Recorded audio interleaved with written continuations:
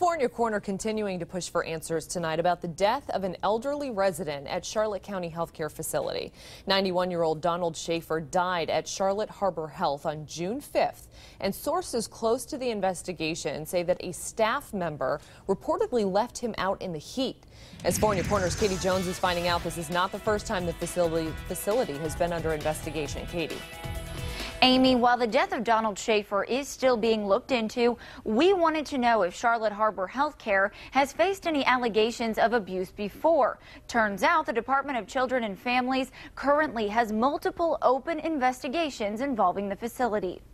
Inadequate supervision, medical neglect, environmental hazards, and death. Those are just some of the allegations being thrown at Charlotte Harbor Healthcare. According to DCF, they've opened 11 investigations into the facility in just the past 2 years. 5 of them were closed with no findings.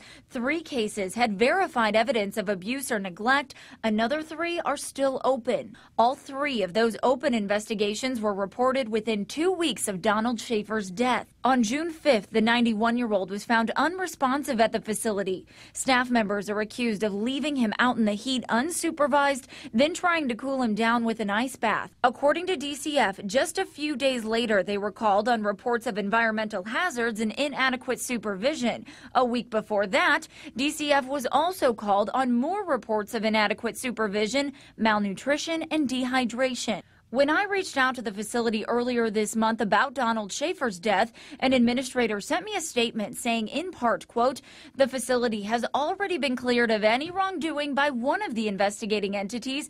Details of the investigation cannot be released due to HIPAA regulations." Charlotte Harbor Healthcare is one of the highest rated facilities in Charlotte County and constantly strives to provide the highest level of health care to its residents.